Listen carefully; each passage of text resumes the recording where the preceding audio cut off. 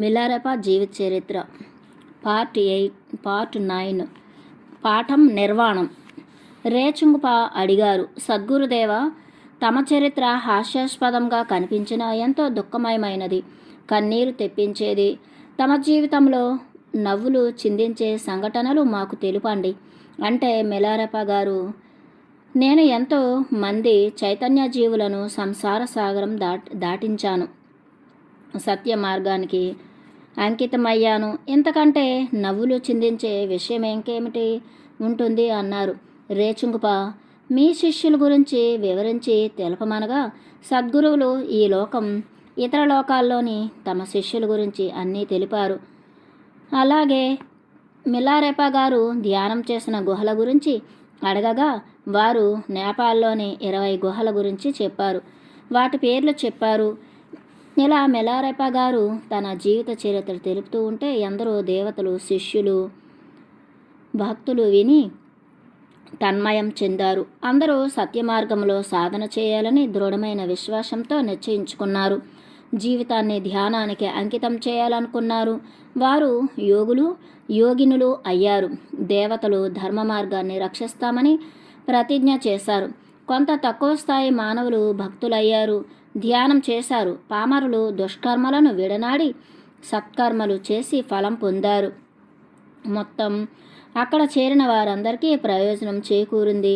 Tibet, Nepal, భారతదేశ హిమాలయాల్లోని ఎందరో మిలారెపా శిష్యులై ముక్తి పొందారు, ఋషులైనారు. మిలారెపా పేరు అన్ని దిశలా వ్యాపించింది. ధర్మ మార్గ తపన కలిగిన వారు వారిని చేరుకుని సాధన ధ్యానం చేసి ముక్తి పొందారు. ఇలా మిలారెపా కారణజన్ములై ప్రపంచంలో ఎంతోమందిని తరింపజేశారు. ఆ రోజుల్లో బ్రిన్ పట్టణంలో సపోవా అనే గేషే పండితుడు లామా ఉండేవారు.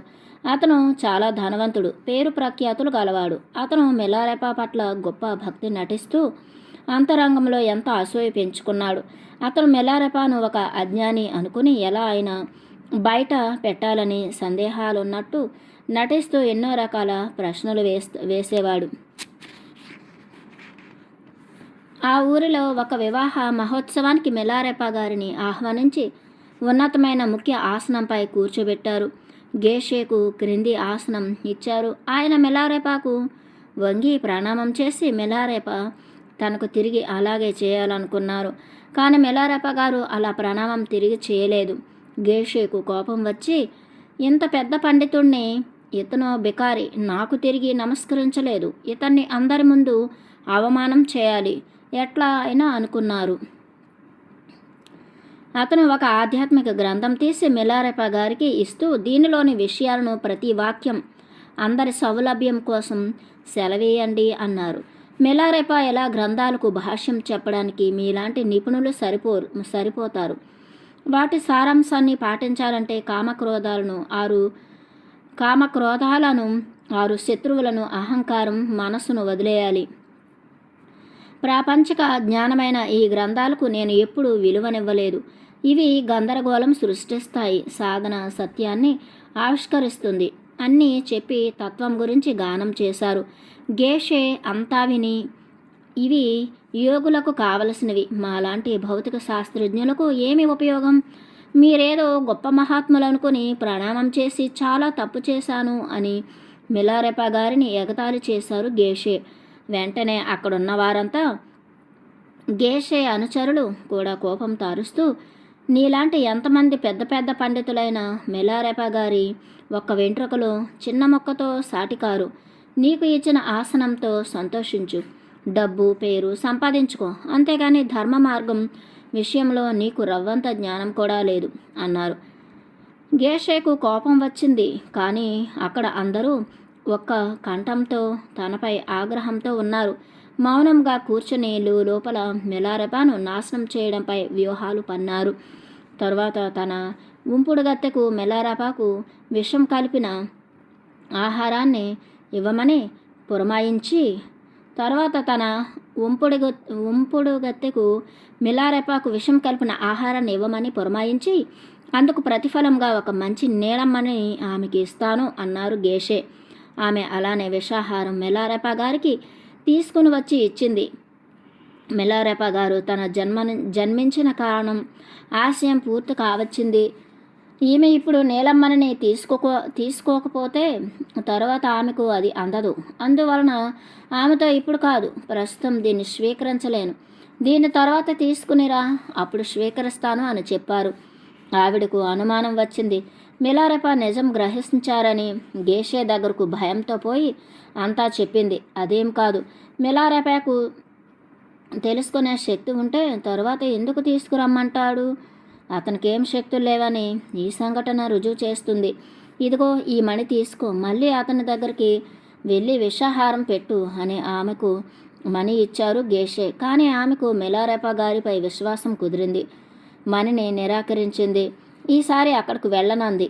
కానీ గేషే చూడు, మిలారెపా పామర జనులను మాయలతో మోసం చేస్తున్నాడు. అతనికి శక్తులేమీ లేవు. ఈసారి నువ్వు విషం ఇవ్వడంలో జయమైతే నిన్ను నేను భారీగా చేసుకుంటాను. అప్పుడు నువ్వు ఈ మణినే కాదు, నా మొత్తం ఆస్తిని అనుభవించగలవు అని చెప్పి ఒప్పించాడు. ఆమె మణిని తీసుకుంది. ఆ ప్రకారం ఆమె పెరుగులో విషం కలిపి తీసుకుని పోయి మిలారెపా గారికి అర్పించింది. మిలారెపా నవ్వుతూ ఆ పాత్రను తీసుకొని ఆమెతో ఈ కార్యం గురించి నీకు నీలమ్మని దక్కింది అన్నారు. ఆమె వణికిపోతూ అవును ప్రభు అంటూ కాళ్ళపై పడి ఆ పాత్రలోనిది మీరు స్వీకరించవద్దు, నాకు ఇవ్వండి, ఈ పాపాత్మురాలిని నన్ను దాన్ని త్రాగనివ్వండి అని రోదిస్తూ ప్రాధేయపడింది. మిలారెపా గారు నవ్వుతూ ఏ కారణం చేతనైనా నేను దీన్ని నీకు త్రాగడానికి ఇవ్వలేను. నీపై నా కరుణ చాలా గొప్పది. దీన్ని నీకు నేను ఇస్తే నా బుద్ధత్వ ధర్మం విడనాడిన వాడినవుతాను. ఇక్కడ నా పని పూర్తి అయినది. నా జీవితం చివరికి వచ్చినది. ఇంకో లోకానికి వెళ్లాల్సిన సమయం వచ్చింది. మొదట దీన్ని నిరాకరించాను. నువ్వు మణిని పొందాలి కాబట్టి ఇప్పుడు మణి నీ చేతికి వచ్చింది. అతను నీకు చెప్పిన మిగతా హామీలను నువ్వు నమ్మనక్కరలేదు. అతను మాటలు నిలబెట్టుకోడు. నా గురించి అతను మాట్లాడిన వాటిలో సత్యం ఏమీ లేదు. మీకు పశ్చాత్తాపడే సమయం వస్తుంది. అప్పుడు నువ్వు భక్తితో ప్రార్థన ధ్యానం చేయకపోతే కనీసం పాపకరంలో చేయవద్దు. నీ జీవితానికి ఏ ప్రమాదం వచ్చినా విశ్వాసంతో నన్ను ప్రార్థన చెయ్యి. నీ పాపకర్మను నేను స్వీకరిస్తాను. ఈ జరిగిన విషయాన్ని ఏమీ ఎవరికీ చెప్పవద్దు. మన ఇద్దరి మధ్యనే రహస్యంగా ఉంచు. నీ ముక్తికే ఓర్పుతో విశ్వాసంతో భక్తితో ధ్యాన సాధన చెయ్యి, ముక్తి పొందుతావు అంటూ ఆ పాత్రలోని విషం పెరుగును త్రాగేశారు. ఈ విషయమంతా ఆమె వెళ్ళి గేషేతో చెప్పింది. గేషే ఆయన చెప్పినవన్నీ మనం నమ్మవలసిన పని లేదు. ఆయన మన విషం తాగాడు, నాకు అంతే చాలు అన్నారు. మిలారెపా మరణ సమయంలో ఉన్నప్పుడు గాంపోపా అనే శిష్యుడు నాకు పరిపూర్ణ జ్ఞాన బోధ చేయండి అని అడగగా అప్పుడు మిలారెపా తన శిష్యుడిని ఒక కొండ ప్రాంతపు వెనుక భాగమునకు తీసుకుని వెళ్ళి అప్పుడు అక్కడ మిలారెపా ముందుకు వంగి తన నూలు వస్త్రాన్ని ఎత్తి తన పిరుదలను చూపించారు. మిలారెపా పిరుదులు గట్టిగా రాయి వలె ఉన్నాయి. అది చూపించి నేను ధ్యాన సాధన కఠోరంగా చేసి బుద్ధత్వాన్ని పొందాను. నీవు కూడా సాధన చేసి బుద్ధత్వాన్ని పొందు అని చెప్పారు. మిలారెపా తన హృదయ బలం నుండి వచ్చిన అమృత వాక్కులు. 62వ గేయం. నా ప్రియమైన శిష్యులారా, నా మాటలను భక్తితో శ్రద్ధతో వినండి. ఈ ప్రాపంచక విషయాలు తొలుత చాలా ఆనందముగా సంతోషంగా ఉండేవి. వాటి పాఠాలు నేను తర్వాత నేర్చుకున్నాను. అది చెరసాలలా కనిపించింది. ప్రాపంచిక విషయాల మీద నా ఆలోచనలు భావాలు ఎలా ఉన్నాయి. ఈ విషయాలు అన్నీ ఆలోచిస్తే నేను నిస్సహాయుడిని. అందుకే నేను దాన్ని నా మనసు నుండి తొలగించాను. నేను వీటిని గురించి ఆలోచించినప్పుడు బుద్ధుడు మరియు బుద్ధ ధర్మం నాకు స్ఫూర్తిని ఇస్తాయి. నిరంతర ధ్యాన సాధన యోగుల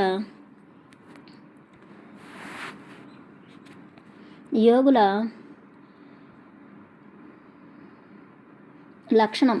నిరంతర ధ్యాన సాధన యోగుల లక్షణం. ఈ మానవ దేహం మురికితో దుమ్ముతో నిండిన తోలుతిత్తు. ఈ మానవ దేహం తాత్కాలిక సుఖాలకు నిలయం. అది నాకు ఎండమావిలో అగుపడే నగరంలా ఉంది. అది క్షణభంగురమే అయినా చూస్తూ ఉండగానే అది కూలిపోతూ కనిపిస్తుంది. నీ శరీర అవయవాలు అన్నీ శుద్ధంగా ఉన్నాయి. నీ రక్త మాంసాలు ఇప్పుడు బలంగా చురుకుగా ఉంటాయి. కానీ నీ మరణ సమయంలో, నిన్ను తీసివేయు సమయంలో అవి ఎంతో కాలము నీతో ఉండవు. నేను వీటిని గురించి ఆలోచించినప్పుడు బుద్ధుడు మరియు బుద్ధ ధర్మం నాకు స్ఫూర్తిని ఇస్తాయి. నిరంతర ధ్యాన సాధన యోగుల లక్షణం. మనస్సు యొక్క ప్రకృతి గురించి పూర్తిగా తెలుసుకోలేరు. క్షణకాలంలో ఒక్కసారి దానిని చూసినంత మాత్రాన తెలియదు. అది ఉంటుందని వేరొకరు చూపించిన ఆ క్షణకాల అనుభవం మీద ఆధారపడకుండా ఆందోళనలో పరిపరి విధాలుగా తిరిగే మనస్సు మహాయానంలో ఉండే సత్యాన్ని తెలుసుకోలేదు. కానీ మనస్సు ప్రకృతి గురించి నిరంతరముగా శోధన చేస్తూ పోతే ఆఖరికి మనస్సంతా దర్శించగలరు. కావున ఏకాగ్రతతో సాధన చెయ్యి. నేను వీటిని గురించి ఆలోచించినప్పుడు బుద్ధుడు మరియు బుద్ధ ధర్మం నాకు స్ఫూర్తిని ఇస్తాయి.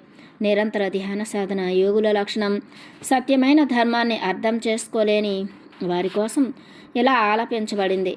ఎవరైతే ధర్మాన్ని ఆచరించరో వారు ఎన్ని సిద్ధాంతాలు నేర్చినామని అనుకుంటున్నా అభ్యసించిన విద్యను ఆచరించకుండా వల్లివేయడం తన పొలంలో తానే కూలీలు పని చేయడం వంటిది. ఎవరైతే బుద్ధుని బోధనలు చిన్న చూపు చూస్తారో వాడు తనను తాను శిక్షించుకున్నట్టు.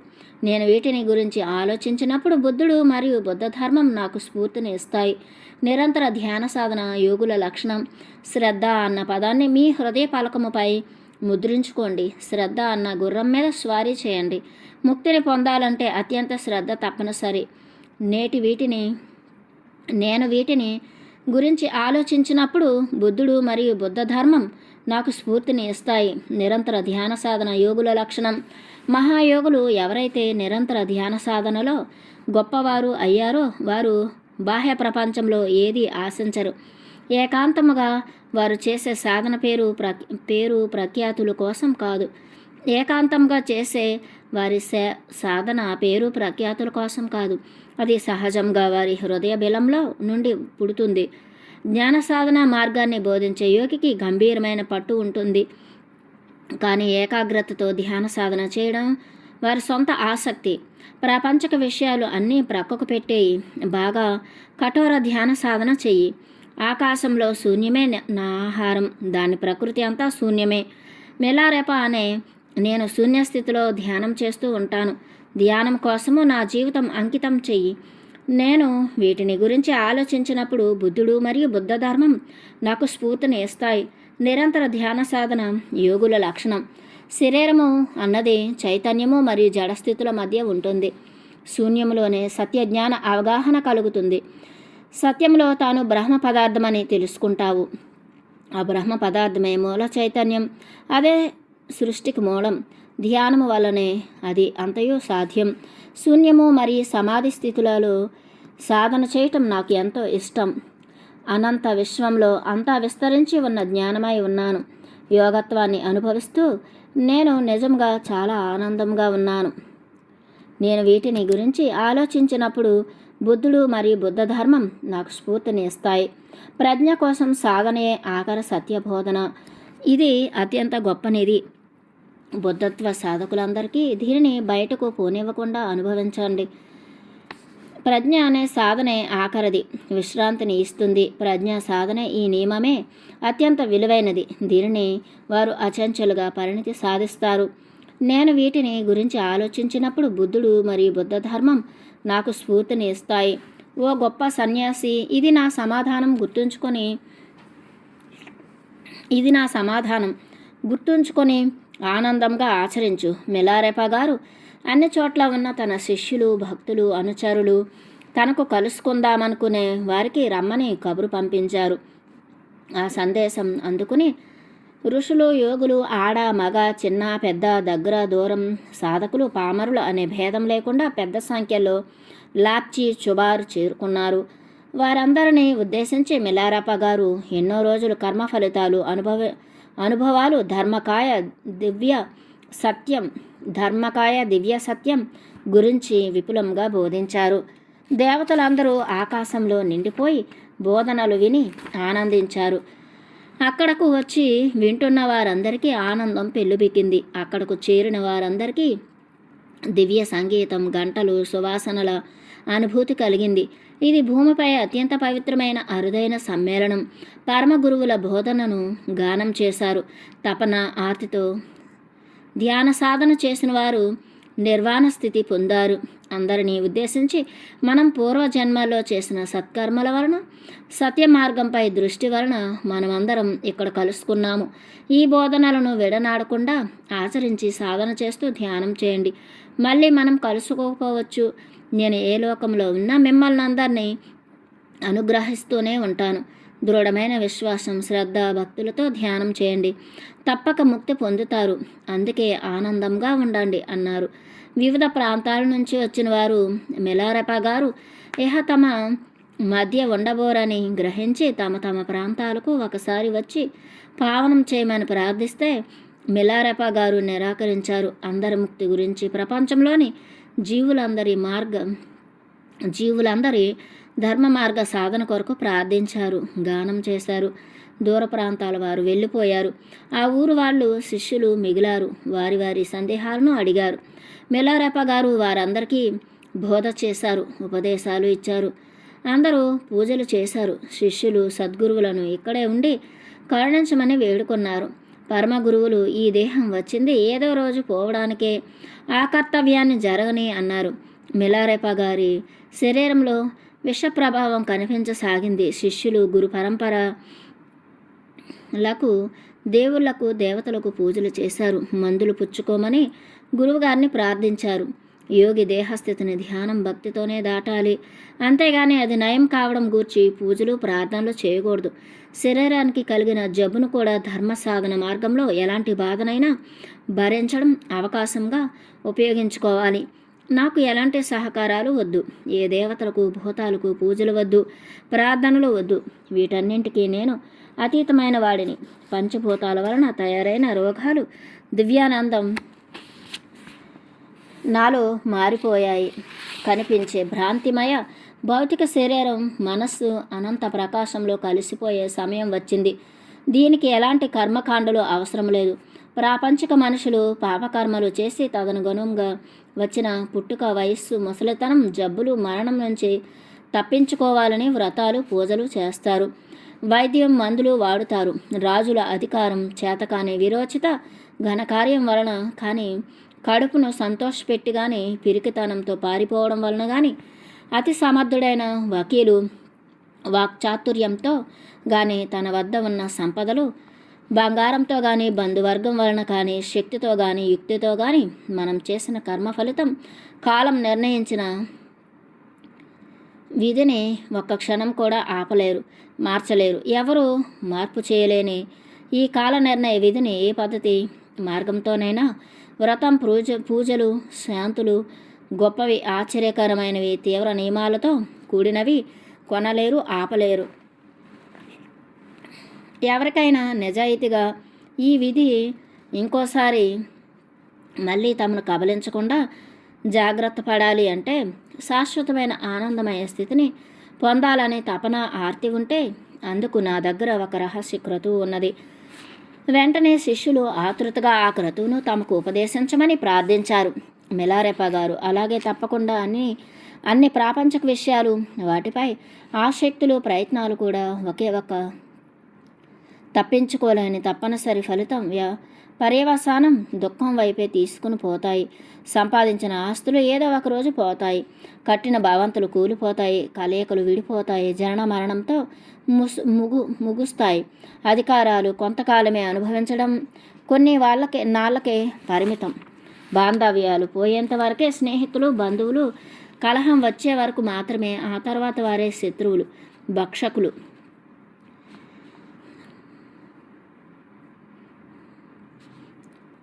బంగారం, వజ్రాలు, సంపదలతో చోర భయం అంటే దొంగల భయం, పన్నుల భయం, పేరు ప్రఖ్యాతులు ఎంతకాలం, శరీర దారుఢ్యం, శక్తి కొంతకాలమే.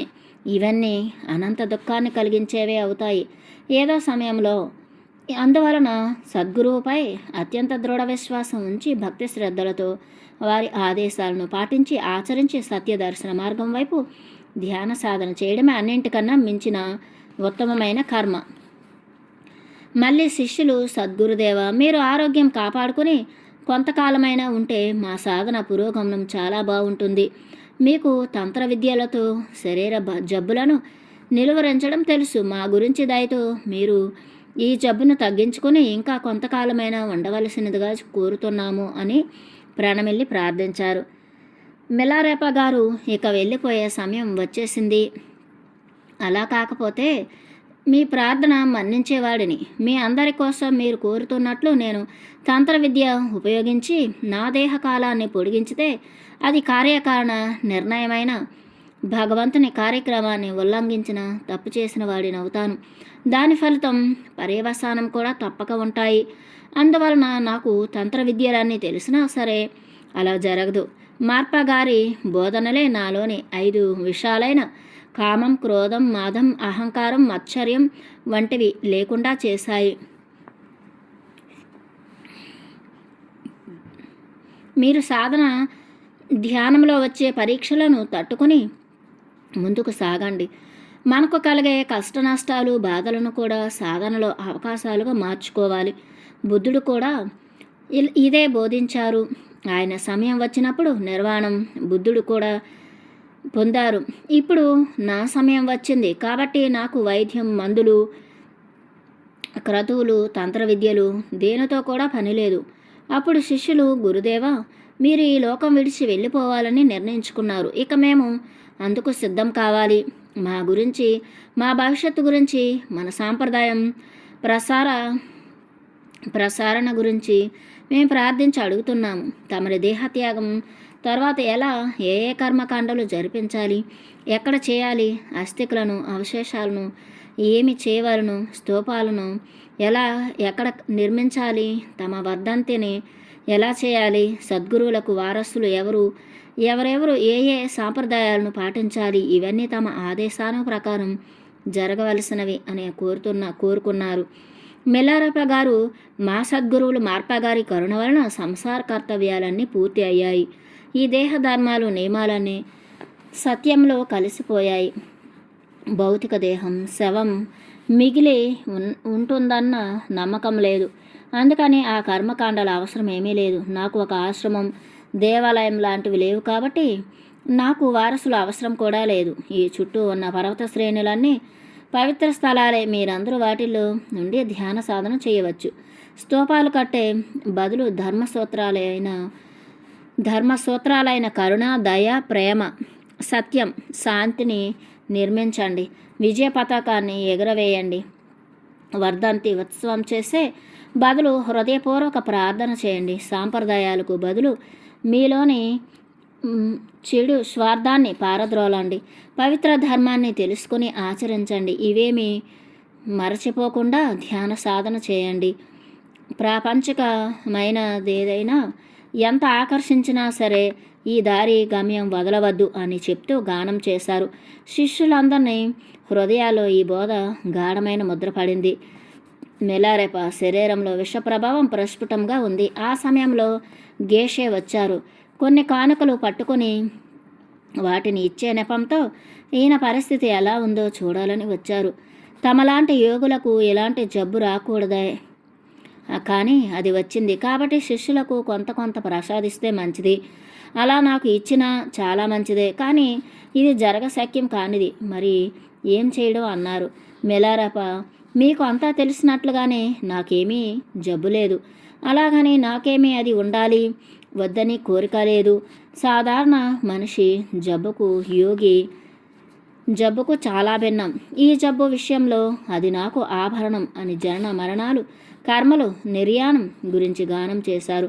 గేషే మిలారేప గారిని సాధారణ మనిషిగానే అనుకుంటూ ఈ వ్యాధిని నాకు సంక్రమింపజేయమని అడిగితే మటుకు ఆయన ఎలా చేయగలడు అనే ధైర్యంతో మీ జబ్బేంటో తెలుసుకుంటే నేను ఎలా చిటికతో నయం చేయగలను, పోనీ దాన్ని నాకు సంక్రమింపజేసి ఇవ్వండి, నేను చూసుకుంటాను దాని పని అన్నారు. మిలారేప గారు అహంకారంతో విర్రవేగుతున్న ఒక భూతం వలన ఈ జబ్బు వచ్చింది. ఆ అహంకార భూతాన్ని, ఈ జబ్బుని దేన్ని తరిమివేయగలను? నాకు రెండింటిపైన ఏమీ లేదు. నాది అవి ఉన్నా లేకున్నా ఒకటే స్థితి. ఈ జబ్బుని నీకు ఇస్తే ఒక్క క్షణం కూడా తట్టుకోలేవు. అందుకే నీకు నేను ఇవ్వలేను అన్నారు. గేషే అనుకున్నాడు, అంటే దీని అర్థం ఆ జబ్బును నాకు ఇచ్చే శక్తి ఇతనికి ఏమీ లేదన్నమాట. అందుకే ఇంకా ధైర్యంగా మీరు నాకు దాన్ని తప్పక ఇవ్వగలరు అని ప్రార్థిస్తున్నాను అంటే మిలారెప్ప గారు, సరే అలాగే చేద్దాం, కానీ నీకు ఇచ్చే ముందు దాన్ని అదిగో ఆ తలుపుకు ప్రవేశపెడతాను. ఆ జబ్బు తాలూకు శక్తి ఉధృతం చూడు అంటూ అక్కడ ఉన్న తలుపుకు ఆ జబ్బును ఇచ్చారు. వెంటనే ఆ తలుపు ఉధృతంగా కొట్టుకుంటూ శబ్దం చేస్తూ విరిగిపోతున్నట్లు ఊగింది. మిలారెప్ప గారిలో ఏ జబ్బు ఛాయలు కనిపించలేదు. కానీ మిలారెప్ప గారి మాయ మాత్రమే ఇది అనుకున్నారు గేషే. నాకు తప్పక దాన్ని ఇవ్వండి అని ప్రార్థిస్తున్నాను అన్నాడు. మిలారెప్ప గారు, సరే నీ కోరిక ప్రకారమే ఈ జబ్బులో కొంచెం మాత్రమే నీకు ఇస్తాను అని చెప్పి తలుపు నుంచి జబ్బును తాను స్వీకరించి దానిలో కొంచెం మాత్రమే గేషేలో ప్రవేశపెట్టారు.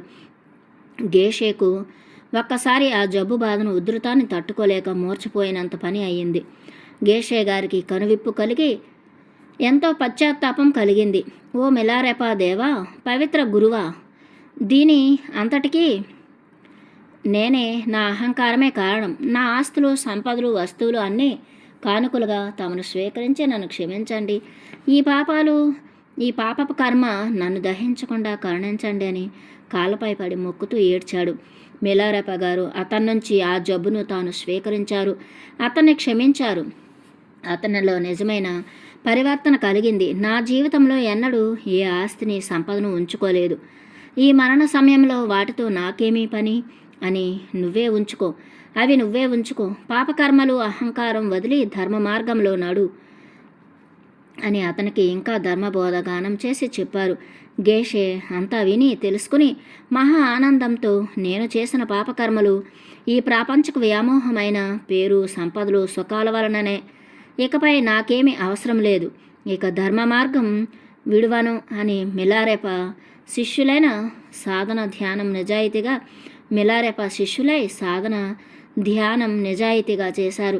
తన ఆస్తిపాస్తులనంతా ధర్మ కార్యాలకు వినియోగించారు. అక్కడ నుండి మిలారెప్ప గారు చుబార్ గుహకు అంతిమ సమయంలో పోవాలి అన్నారు. శిష్యులు, మీరు ఈ స్థితిలో ఎలా పోగలరు అంటే, ఆయన ఇక్కడ ఈ జబ్బును ప్రదర్శించాను, అక్కడ మరణాన్ని, అంతే, నాకు రెండూ సమానమే, ఏమీ కానివే లేనివే అన్నారు. గుహకు ముందు కొంతమంది శిష్యులు వెళ్ళారు. వారు చేరేసరికి మిలారెప్ప ఆశ్చర్యంతో అక్కడ ముందుగానే కనిపించారు. తర్వాత వచ్చిన శిష్యులతోనూ కలిసి వచ్చారు. ఇంకా కొంతమంది శిష్యులు ఇళ్లకు అదే సమయంలో వెళ్ళారు. ఆ విషయం అందరూ ఒకరికొకరు చెప్పుకుని ఆశ్చర్యపోతూ సద్గురువును కొనియాడారు. భక్తులు, అనుచరులు అందరూ గుహకు చేరుకున్నారు. అక్కడ చక్కని పరిమళం వ్యాపించి అందరికీ తన్మయత్వం కలుగుతోంది. తమ చివరి ఉపదేశాలు ఉంటే వాటిని మాకు అందజేయమని శిష్యులు కోరారు. సద్గురువులు, మీరు ఎక్కడ ఉంటే అక్కడ, ఎలా ఉంటే అలా నాకు పూర్తి నిజాయితీతో ప్రార్థన చేయండి. నేను మీ ముందు నిలుస్తాను, మీరు కోరుకున్నది తీరుస్తాను. ప్రార్థనకు ప్రత్యేక సమయం, విధానం, స్థలం ఏమీ అవసరం లేదు. మీ శ్రద్ధ, భక్తుల తీవ్రత ఒక్కటే నిదర్శనం. నేను భగవాన్ అక్షోభ్య లోకానికి వెళ్ళిపోతాను. నా చివరి ఆదేశం, నేను వెళ్ళిపోయిన తర్వాత ఇక్కడకు రేచుంగుపా చేరుకుంటాడు. అతను వచ్చే వరకు ఎవరు ఈ దేహాన్ని తాకరాదు. నా చేతికర్ర, వస్త్రాన్ని రేచుంగుకు ఇవ్వండి. పరమ గురువులు మైత్రేయుని టోపీని శిష్యుడు ఉపతోపకు ఇవ్వగలరు. ఈ కర్ర పాత్రను శివావారు తీసుకొనగలరు. ఈ పుర్రె పాత్రను జ్ఞాండోంగ్ తొంప తీసుకుంటారు. నల్ల అగారు కర్రను శబాన్ రేపాకు ఇస్తున్నాను. మిగతా శిష్యులకు నా చేనేత వస్త్రాలను చింపి అందరకు మొక్కల్ని పంచండి. ప్రాపంచక దృష్టితో చూస్తే ఈ వస్తువులకు విలువ లేదు, కానీ వీటన్నింటిలో ఎంతో ఆధ్యాత్మిక శక్తి ఇమిడి ఉంది. ఇప్పుడు నా ప్రధాన వీలునామా చెబుతాను, వినండి. దీన్ని ఎవరిని విడువక అందరికీ తెలపవలను. నేను జీవితం అంతా కష్టపడి సంపాదించి కూడబెట్టిన బంగారం అంతా ఈ ఆసనం క్రింద దాచి ఉంచబడినది. దానితో పాటు కూడబెట్టిన బం దానితో పాటు అక్కడ ఆ బంగారాన్ని ఎలా అందరికీ పంచవలను సూచనలు ఒక కాగితంపై వ్రాసి ఉన్నాయి. నేను వెళ్ళిపోయిన తర్వాత ఈ నిధిని చూడటం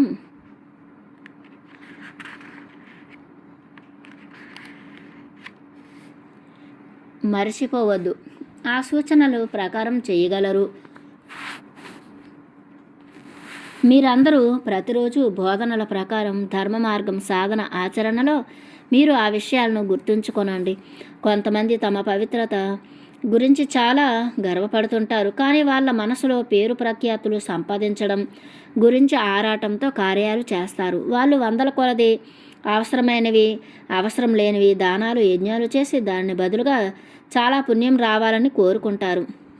ఈ కర్మలు సంకుచితమైన స్వార్థబుద్ధితో జరిగినవని భగవంతుడు చూస్తూనే ఉంటాడు. బయటకు పవిత్రమైన కార్యాలు చేయడం, లోపల ప్రాపంచిక కోరికలతో తాపత్రయం. ఇది ఒక మోసం. వారిని వారే మోసగించుకోవడం. త్రికరణ శుద్ధి, మనసులో ఆలోచన మాట చేసేది ఒకటి ఉన్నప్పుడు సత్ఫలితం కలుగుతుంది. ప్రాపంచిక కోరికలనే విషయాన్ని త్రాగవద్దు. కామ క్రోధ లోభ మోహ మదమాత్సర్యాలతో కూడిన కోరికలను త్యజించి భక్తి శ్రద్ధ ధ్యానంకై తపన ఆర్తి పెంపొందించుకోండి.